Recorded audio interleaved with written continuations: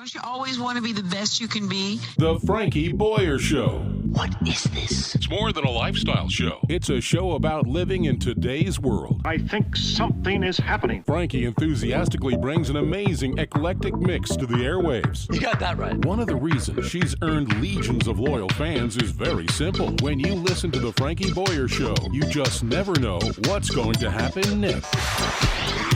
So listen for yourself. Here is Frankie Boyer.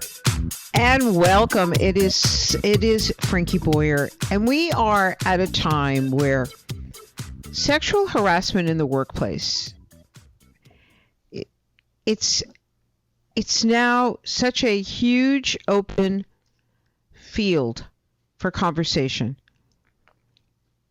When I was starting out in my early days, I have to share with you all, you wouldn't dare go to anyone and talk about harassment. You wouldn't dare go to anyone and talk about someone was being inappropriate with me. You wouldn't do it. You would lose your job. Have we come further enough along is the question that I have for our first guest, who has 27 years of experience in diversity training and sexual harassment prevention. And he is someone that really understands. He's the president of the diversity training group. And Mauricio is a diversity trainer, consultant, and strategist, sexual harassment prevention trainer, executive coach. And it goes on with decades of experience. And I have to ask you, Mauricio, welcome to the program, but I have to ask you, what is it like in the world today when it comes to sexual harassment, and especially when we're doing hybrid, so we're not always in the office? What's happening? Right. Please share with us. It's a pleasure to be with you on your show today. It's really changed the climate, the landscape. It is very changed, and it's because of technology. I think it's because this new generation is like, I'm not putting up with what my mom or my dad put up with. It's also, when I say technology, it's a text, an email, a video, all that in the courtroom is called evidence. But years and years and years ago, there wasn't evidence. It was what we call a he said, right. She said, or, and there was no way to prove it. Now it's like, oh, I didn't know your cell phone was on when we were talking. I didn't know you had it on record. Well, I don't have to ask your permission in most states. And so, I'm an investigator. I come in and I do investigation. I interview everybody. And it goes like this. Oh, it never happened. Then I play the video or the audio. Well, I don't remember. So, already you're in trouble, right? So it has changed dramatically. And I think this Supreme Court ruling has really added some sizzle, some like people are, I'm so fed up with this. And I'm not standing for it anymore. And so I will say, from my vantage point, the media have played a tremendous role. I mean, look, if you go back a couple of years, it took Fox News months to get rid of Roger Ailes and O'Reilly. You zoom to that summer, Weinstein went down in weeks. But then when you looked at that same fall, and it was, all these guys. There's a guy from NBC. It was Charlie Rose, Matt Lauer. Charlie Rose, yeah. Matt Lauer.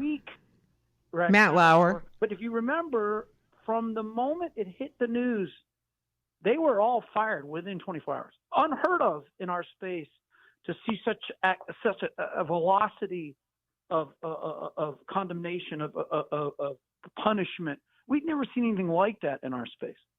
So I can tell you today, it's encouraging. I'm glad to hear that, because as I mentioned, some of my early work experiences were not like that. Oh, of course not. No. And it weren't like that because people could get away with things. Oh, you got no proof. Oh my God, they got away with.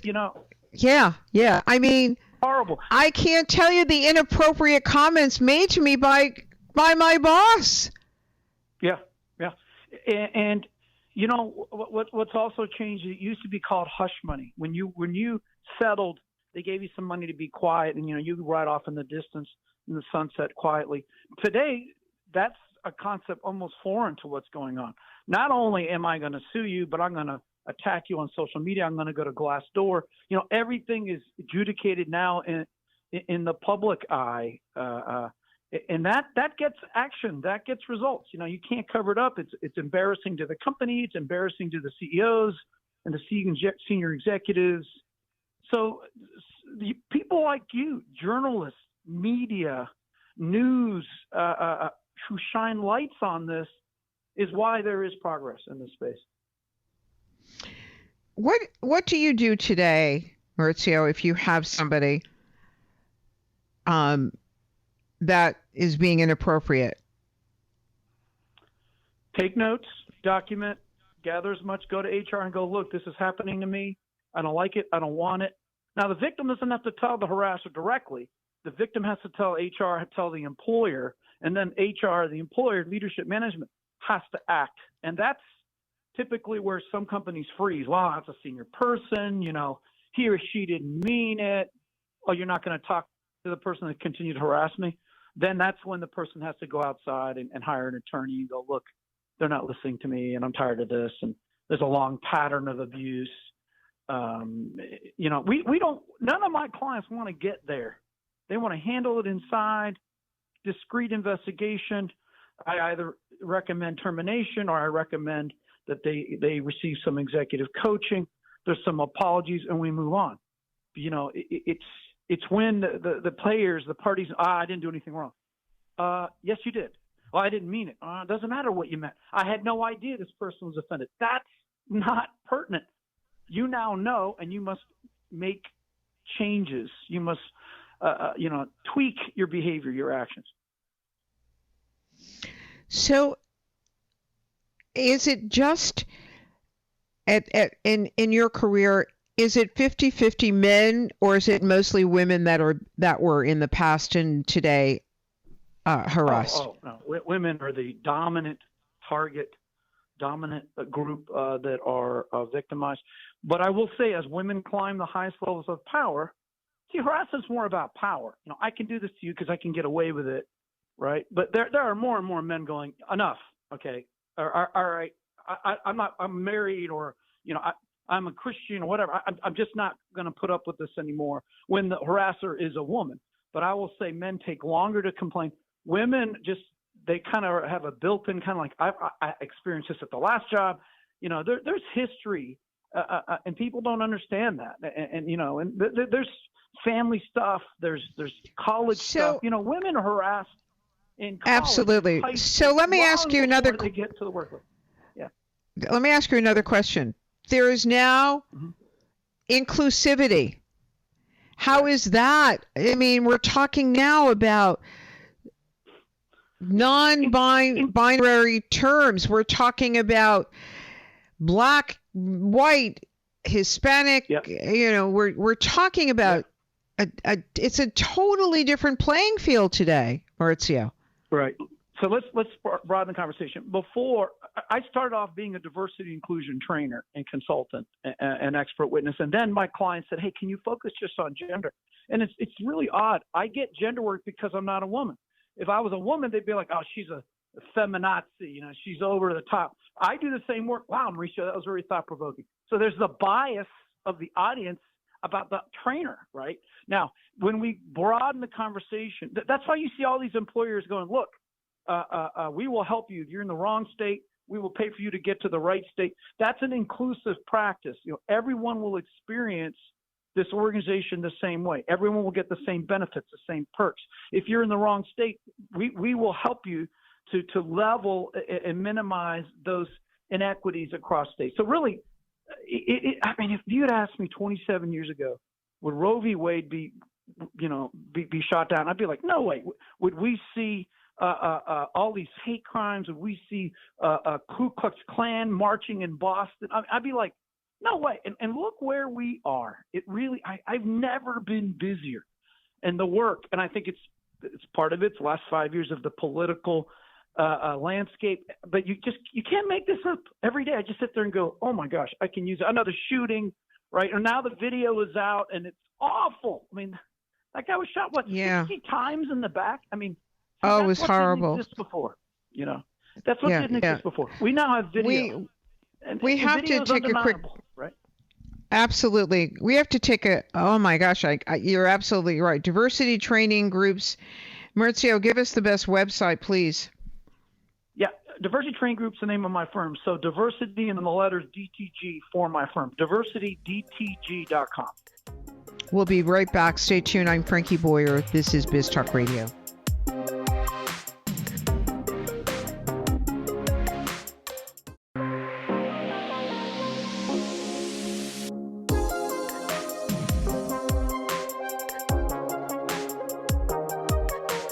And welcome back. It's a brand new world today, and I have to tell you, welcome back. It's Biz Talk Radio. Frankie Boyer and Mauricio Velasquez is with us. And Mauricio, welcome back. The Diversity Training Group is his company. Let's talk about this inclusiveness that's happening, and the difficulties. I want to go right to the NFL for just a moment. The majority of players that play for the NFL are black. Correct. And yet, out of all of the sports, they have the least number of black coaches, and assistant coaches. They are exclusive. They are exclusive, and the Rooney Rule isn't working. They are exclusive now. Are they intentionally exclusive? People in the out group would say absolutely. People in the in group, owners would say, "Oh no, this isn't." But you see these stories of other coaches being brought in, but they've already decided who their coach is. So that's a great example of the difference between an inclusive and an exclusive organization. And the evidence is right there in front of everybody, right? And it's sad. It's sad when you look at it. How do you see this unfolding in the next few years? You mean in this? I mean, Major League Soccer is one of my clients. I mean in this, or in general, how I see it unfolding is, look, I'm a double major in economics and psychology. If you don't understand hate, bias, prejudice, unconscious, conscious bias, favoritism, then in this great resignation, this is why people are leaving. They're like, I don't feel included. I don't feel welcome. I don't feel a part of this organization. I'm not on a fast track. I quit, right? I think the great resignation is a lot more about trust. If you don't trust me because you're different, I don't trust you, I'm out of here. But if you're only looking for talent like yourself, you're not going to find that talent anymore. I mean, the talent is diverse. But if you want a homogeneous, this CEO said, look, I got 100 employees, 100 white folk. I said, oh, wow, all white. Yeah, that's rare, by the way, 100% white.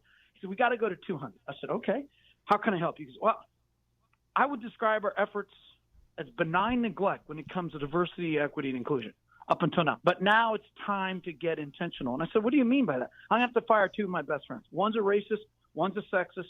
At the top of the company, they say things in meetings, and I just sit there and I either laugh, giggle, or I don't say anything. They think I tacitly support them. They think I'm in their corner. Today is the day I decide to fire both of them and send a message because we got to double the company and go to 200. 40% of our customers are black and brown. We don't look like our customer. This has got to stop. That's what's changing. Intentionality. Yes. We're no longer pretending, looking the other way, sweeping it under the rug. We are now calling it. Thank goodness. Thank goodness. Thank goodness. If I don't acknowledge it, my workforce will acknowledge it. My customers will acknowledge it. It'll be on social media. It's embarrassing. And you take a hit. Your stock price falls. Customers walk away, right? Customers want to go and work, want to give their money. It's a boycott. I mean, it really, free market forces, capitalism is at work. And Supreme Court, they can decide this. But I'll tell you, the free market will correct come fall. I see already companies are correcting. We'll pay for you. We'll fly you. It's unbelievable. Nobody saw that coming, by the way, right? So capitalism is alive and well. Thank goodness. It should be. This is a free country. I mean, that's the whole purpose of a democracy, is that we get to do what we want to do. but the awareness is what I want awareness. I want people to be aware of. That's right. That each of us count. Absolutely. Look. If you think about when all of this started, I would describe the initial moment of truth where this stuff came into your living rooms was Anita Hill and Clarence Thomas. That was genderquake, right? And how ironic that it's how many Clarence years ago Thomas was that? Look at how many years ago right? that was.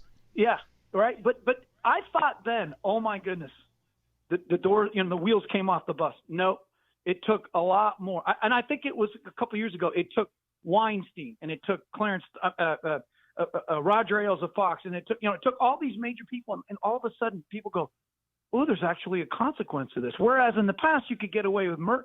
Oh wow, they're firing people left and right. Wow, they removed the namesake. Weinstein was the head. That was his company. They removed him from it. It's unbelievable. So, look at girls national women's soccer. We're seeing pay, gender equity, success. It's happening. I think I'm a father of 3 kids. 2 of my kids are girls. I really do believe they will see a better workplace than I did or you did. No doubt about it. They will see. Employers cannot sweep this under the rug anymore. They can't look the other way, turn the cheek. They got to own it. Because if they don't own it, look at McDonald's CEO.